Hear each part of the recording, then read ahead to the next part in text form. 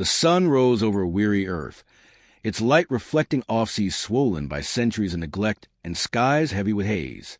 Cities clung to survival behind domes of glass and steel, remnants of ambition that had once promised utopia but now only kept chaos at bay.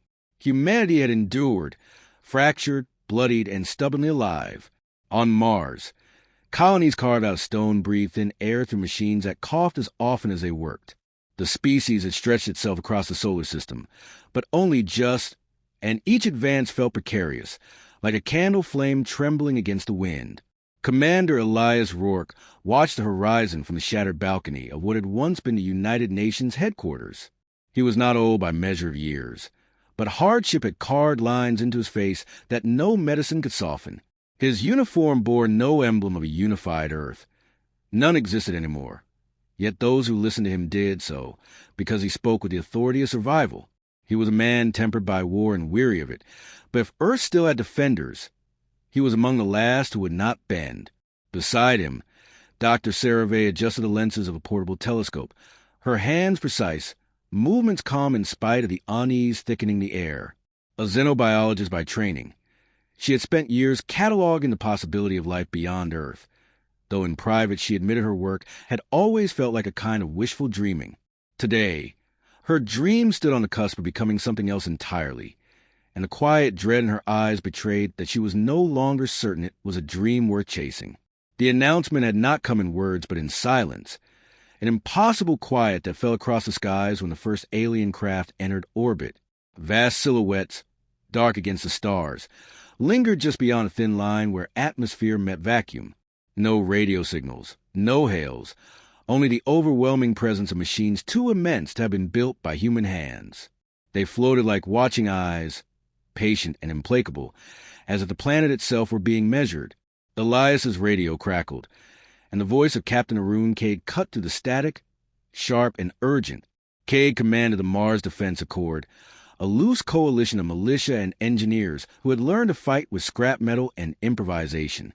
"They're not moving yet," Cade said, his voice steady, though the faint tremor beneath betrayed his unease. "No aggression, no scans. Just waiting. That makes me nervous." "It should," Elias replied, his gaze fixed on the sky. "Predators watch before they strike." Sarah lowered the telescope, her brow furrowing. "Or explorers wait before they speak. We can't assume their intent." Her voice carried the conviction of science, though her tone lacked the comfort she wished it held. "They arrive with fleets, not envoys," Elias muttered. He had spent too many years reading the patterns of armies to mistake them now. The following day shattered the stillness. Without warning, one of the alien ships descended, gliding into low orbit with movements that seemed more alive than mechanical. A sphere of light, translucent and shifting like water, unfolded above the skies of Geneva. From within came a voice, not spoken, not translated, but imprinted directly into the minds of those who heard. It was smooth, melodic, but distant, carrying neither warmth nor malice, only certainty. "We have come to extend the accord of dominion. Your world will be sheltered, your species preserved, and your place among the greater order assured. You will yield, and you will endure. Refusal is illogical." The words left a heavy silence in their wake. Across Earth and Mars, leaders struggled for breath, torn between awe and fear. On the balcony, Elias clenched his fist until his knuckles whitened. "Sheltered," he spat. "They mean ruled." Sarah's hands trembled slightly as she adjusted the device at her belt, recording everything. They believe themselves benevolent. To them, domination may feel like mercy. She hesitated, then added softly, "But that doesn't make it less of a prison." The message was repeated across every frequency, every channel, until it drowned out the voices of humanity itself. Yet behind the overwhelming force of their arrival, there was something almost insulting in its delivery. The presumption that humanity would simply bow, that the decision was already made.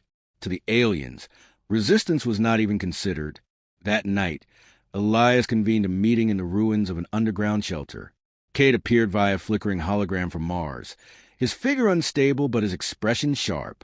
Around them sat others, engineers, scientists, soldiers, drawn not from nations but from necessity. They were strangers bound by one truth.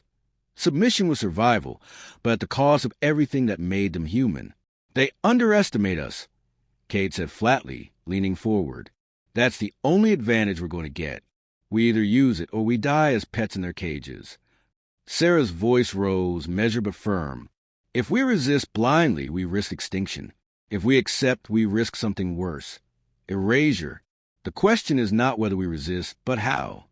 Her words settled into the room like sparks falling into dry tinder. Elias looked at the faces around him, exhausted, scarred, yet burning with a stubborn fire he had seen too many times to doubt. Humanity had been broken before, but never bent enough to forget who they were. The meeting ended without resolution, only the unspoken agreement that they would not kneel. Outside, the alien vessels gleamed like predators circling prey, confident of their triumph. Yet beneath their shadow, on a fractured Earth and a fragile Mars, the first threads of defiance were already being woven. Elias stood once more at the balcony as dawn broke, his eyes locked on the alien lights above. He did not know if humanity could win. He only knew they could not surrender. In that certainty lay both despair and hope, bound together as tightly as the human spirit itself. And in the silence between stars and sky, a question lingered, heavier than any yet spoken. What happens when those who had never known resistance finally meet a species that refuses to bow? The days that followed the first encounter were a blur of tension and dread. Across Earth, the alien message echoed endlessly, repeated with mechanical certainty, as if repetition alone could erase choice. Governments fractured under the weight of impossible decisions. Some leaders, desperate for survival, began sending signals of compliance, offering resources and pledges of cooperation. Others remained silent, paralyzed by indecision. The divide deepened, and in that rift the aliens found an opening. Commander Elias Rourke watched transmissions from half a dozen world capitals, each one showing officials bending their words toward appeasement. The sight turned his stomach. "They're bartering away our future," he muttered, his fists tight against the edge of the console. He had fought in wars where desperation made allies betray each other for scraps of land. He recognized the same weakness, now playing out on a planetary scale. Sarah Vey stood beside him, her expression unreadable. She was not blind to the fear that drove such choices, but she also knew the consequences. If we fracture here, we'll never stand together when it matters. They're counting on it. Division is the weapon they didn't even have to raise. The hologram of Captain Arun Cade flickered into view, transmitting from a Martian bunker. Dust storms raged outside his base, rattling against steel walls, but his voice cut through with clarity. They think they're hurting us. Let them. If we play docile long enough, we can buy time to prepare. His eyes burned with controlled fury, a soldier who had spent years learning that patience could be as deadly as action. Preparation came in secret. Engineers and scientists, scattered across both worlds, began collecting fragments of alien drones that occasionally descended to harvest samples. The machine seemed perfect at first glance, flawless in construction and seamless in design. Yet under human hands, patterns emerged, weaknesses, overlooked redundancies, systems so rigid they could be bent against themselves. Sarah led the research, her mind quick and ruthless, unraveling the threads of technology that had been meant to awe them into submission. One evening, in the shelter's lab, she held up a shard of alien alloy that shimmered faintly under ultraviolet light. They built everything to function within narrow parameters, she explained to Elias and the small team around her. It's efficient, but it lacks adaptability. They solve problems by overwhelming force, not by improvisation. That's their flaw. Elias nodded, understanding immediately. And improvisation is what we do best. The first test came in the deserts of northern Africa, where a drone landed to establish what the aliens called a resource allocation hub. A human strike team, guided remotely by Cade and armed with hastily modified weapons derived from Sarah's research, struck quickly. The skirmish was short, chaotic, and costly. 3 dead before the drone fell, but ended with humanity's first victory. The wreckage was hauled into hiding, every component precious, every circuit a chance to learn more. News of resistance spread quietly, whispered through encrypted channels and hidden networks. For the first time since the alien arrival, despair thinned enough to allow hope to breathe. Yet victory carried a price. The retaliation came swiftly. A city in South America, whose leaders had remained silent rather than compliant, was struck from orbit. The destruction was surgical, precise, but devastating enough to remind humanity of its fragility. The message was unmistakable. Resistance would not go unanswered. Elias stared at the images of smoldering ruins, his jaw tight. He had seen battlefield before, but this was different. An entire city erased in a moment, without warning, without even a chance to fight back. "They don't understand us," he said coldly. "They think fear will break us. They don't realize it only hardens resolve." Sarah felt the same fury, though hers burned inward, channeled into relentless work. Each act of violence clarified their purpose. She no longer spoke of compromise. Instead, she spoke of survival and of the strange, stubborn gift of being human, the ability to turn suffering into strength. On Mars, Cade organized militias of miners and colonists. People would live their entire lives improvising against an unforgiving world. They fought with tools repurposed into weapons, with strategies born from scarcity, and with courage forged in thin air and harsh soil. For every drone destroyed, more data flowed into Sarah's hands, feeding a growing arsenal of knowledge. Humanity was learning, evolving, becoming more dangerous with each passing day. The aliens responded with calculated pressure, tightening control of orbital lanes, seizing resources, and broadcasting images of compliant leaders pledging loyalty. The psychological war was relentless, designed to paint resistance as futile. Yet in the shadows, Elias and his allies built something stronger than weapons, a network of unity. For the first time in centuries, humans from fractured nations and rival colonies worked together with singular purpose. Survival had become the only flag worth following. The turning point arrived in a confrontation over the Pacific, where a fleet of alien harvesters descended to strip the oceans of metals dissolved within. Elias led the operation personally, commanding a ragtag flotilla of submarines and retrofitted ships. Sarah's modifications allowed them to jam alien communications for a handful of minutes, long enough to strike. Explosions lit the sea, waves rising like walls as machines fell from the sky. The victory was incomplete and losses heavy, but when the smoke cleared, humanity had achieved something the aliens had never expected. Defiance on a scale they could not ignore. That night, as Elias stood before the survivors, their faces drawn and weary yet alight with fierce pride, he felt the weight of history pressing down. "They came expecting obedience," he said, his voice steady despite exhaustion. "Instead, they found us. Not soldiers, not rulers, not machines. Humans, and we do not bow." Sarah watched him, recognizing in his words a spark that bound them all together. It was not technology that defined humanity nor power, but the refusal to yield even when logic demanded surrender. It was irrational, reckless, even suicidal, but it was also undeniable. High above, the alien fleet shifted, their movements sharper, more deliberate. For the first time, they acknowledged humanity not as subjects to be herded, but as adversaries to be contained. The next stage of the conflict had begun, and though Elias's allies did not know what form it would take, they understood one thing with perfect clarity. The war was no longer about survival alone. It was about proving that humanity's defiance carried a strength no empire could predict or control. And as the shadows of alien warships stretched across Earth and Mars, the first real battle lines were drawn, not on maps or in treaties, but in the hearts of those who refused to kneel. The air in the command chamber was heavy with static, every screen alive with symbols that mapped the alien fleet's tightening grip around Earth. Commander Elias Rourke stood at the center, his eyes fixed on the shifting patterns of light that told the story of encirclement. The aliens had abandoned subtlety.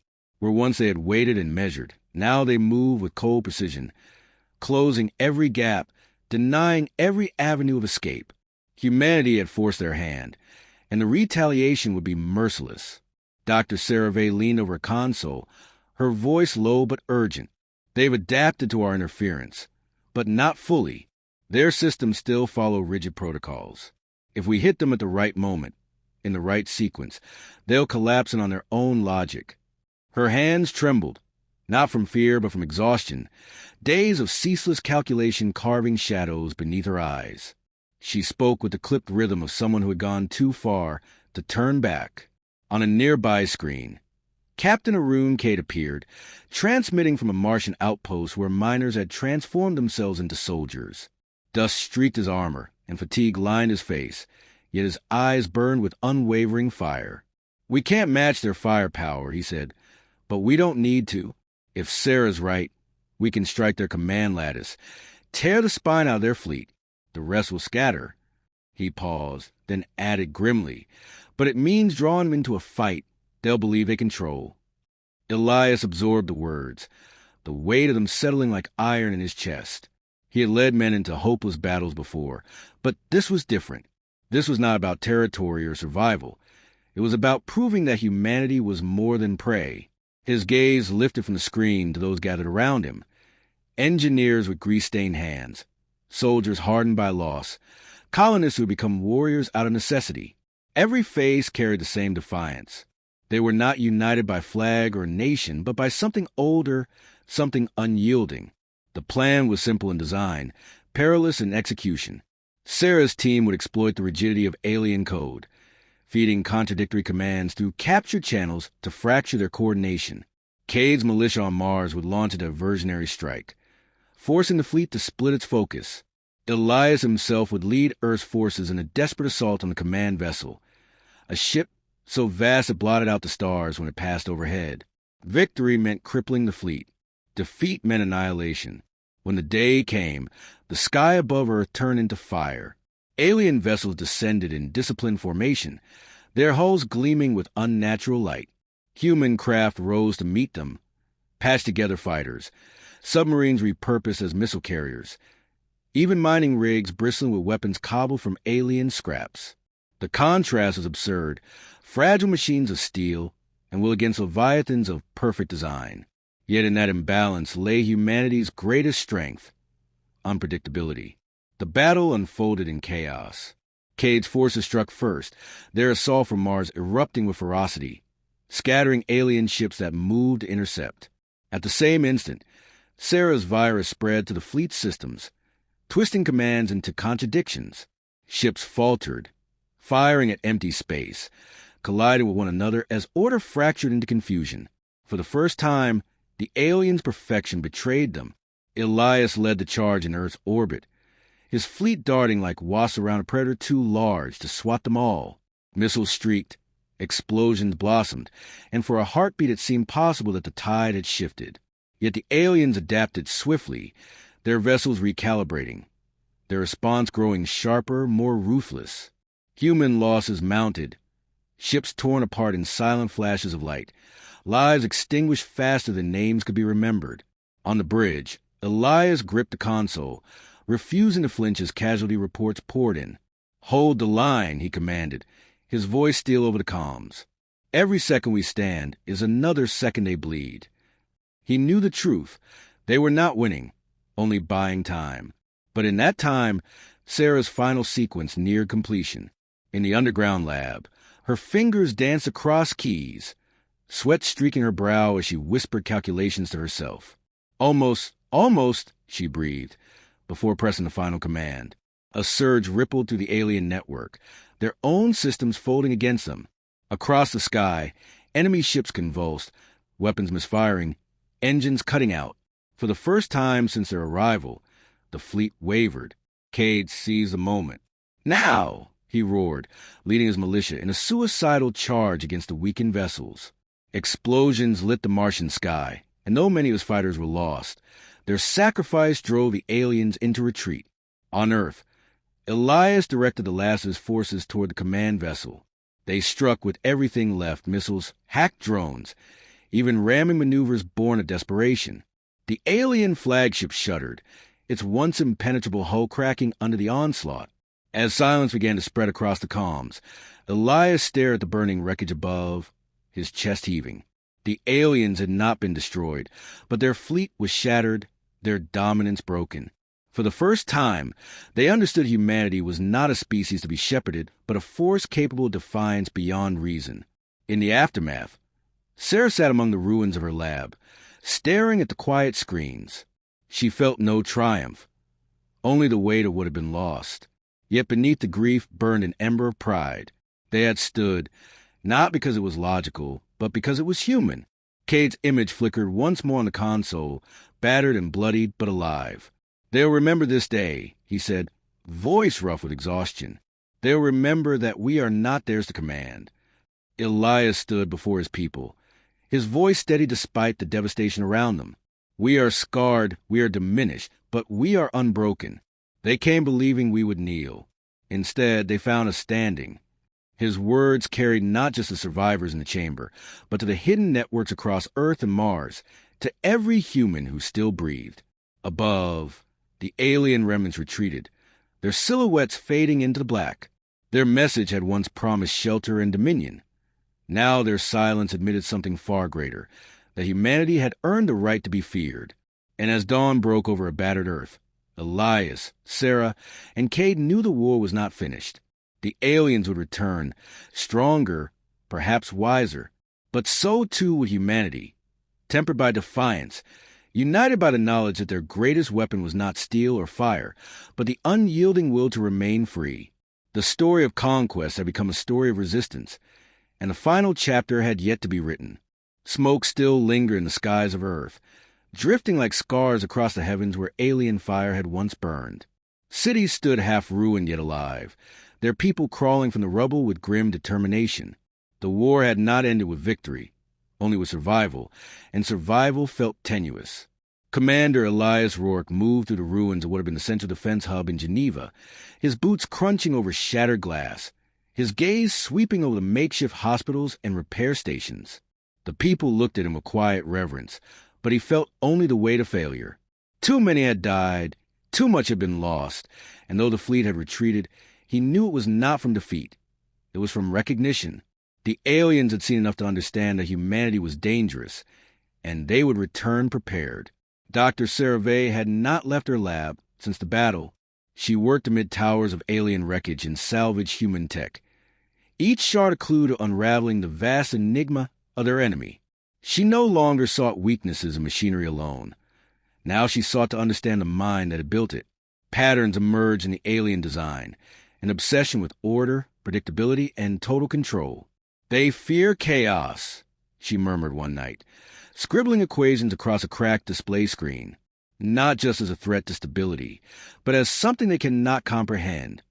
The realization cut deep, because chaos was precisely what humanity embodied: irrational choices, reckless courage, and imagination unbound by the logic of perfect systems. It was both their curse and their weapon. Captain Arun Cade remained on Mars, his militia reduced to a fraction of what it had been, but his resolve hardened into iron. The colonists had buried their dead in the red sands, erecting crude memorials that caught the thin Martian winds. He stood before them and swore that their sacrifice would not be in vain. The enemy had believed Mars to be a backwater, a place of miners and farmers, but they had learned differently.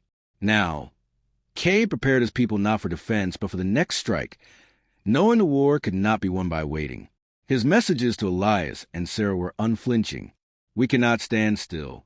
If we let them decide when the next battle begins, we've already lost." Elias listened to Cade's words with a heavy heart, torn between the urgency of action and fragility of their battered species.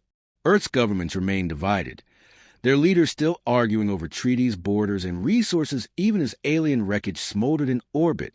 Unity had been born in desperation, but now old fractures threatened to reopen. Elias forced himself into council chambers filled with voices that spoke of peace through submission, of rebuilding under alien oversight, of abandoning Mars altogether. He silenced them with the blunt truth. "We do not have the luxury of debate. They will come again, and when they do, they will not offer dominion. They will offer extinction." The central conflict sharpened not only between humanity and the aliens, but within humanity itself. Fear drove some toward compromise, while pride pushed others toward reckless aggression. Elias, Sarah, and Cade became the uneasy axis around which resistance revolved. Elias embodied discipline and survival. Sarah embodied knowledge and insight, and Cade embodied fury and defiance. Their visions did not always align. Yet each knew that without the others, their species would fracture into nothing. Tension mounted when alien probes returned to the system, silent watchers that hovered at the edge of human reach. They did not attack, nor did they communicate. They simply observed, transmitting unknown signals back into the void. To many, it felt like the calm before a storm. To Sarah, it felt like the probing of a predator testing its prey for weakness. "They're not retreating," she told Elias one night as they stood on the balcony of a ruined tower. "They're studying. They're learning us as quickly as we're learning them. And next time, they won't underestimate us." Elias turned his gaze toward the stars, where faint glimmers marked the watchers' positions. "Then we have one chance," he replied. "We must become something they cannot predict." His words held no bravado, only a hard acceptance of the path before them. Cade's militia began raiding the probes, dragging wreckage back into hidden caverns beneath Mars. Each skirmish brought casualties, yet each one also brought fragments of knowledge from their discoveries. Sarah began to construct not weapons, but strategies, ways of fighting that bent unpredictability into design, a paradox that only humans could wield. She called it chaotic calculus, a method of leveraging randomness itself as a weapon. It was risky, unreliable, and utterly alien to the enemy's nature. Elias approved it without hesitation. As preparations deepened, whispers spread among survivors. The aliens were gods, some said, and gods could not be fought. Others whispered that perhaps humanity had glimpsed its purpose at last, to be the species that refused, the thorn in the side of empires, the spark of chaos in an ordered universe. The whispers grew louder until they became a current of belief, fragile yet powerful. Humanity had been broken, but in the fracture, something fierce was taking shape. The final scene came in silence. Elias, Sarah, and Cade linked across the vastness of space, their faces illuminated by the glow of shared screens. They spoke not of strategy, but of conviction. Sarah's voice was calm, almost tender. They will come with the full force of their empire, certain that logic guarantees victory. And we will meet them with everything they cannot grasp, imagination, stubbornness, and the will to fight when surrender makes more sense. Cade leaned forward, his jaw tight, but his eyes alight. "Then let them come. We'll teach them what it means to face humans who have nothing left to lose." Elias closed his eyes for a moment, the weariness of countless battles etched deep within him. When he opened them, there was only resolve. They believe we should not exist in their order, but we do. And as long as we breathe, we will prove that humanity was never meant to kneel. Outside, the stars glimmered cold and indifferent, yet to those who watched them, they seemed to promise something more. The war was not over, not even close. The true conflict had only just begun, and the future stretched vast and uncertain. But in that uncertainty lay possibility. And in that possibility, humanity found its strength. And as the silent probes drifted at the edge of sight, carrying news back to a distant empire, the question that had haunted Elias since the first day returned with greater weight. What happens when an unstoppable order collides with a species built on defiance? The answer waited in the dark, and humanity was ready to write it.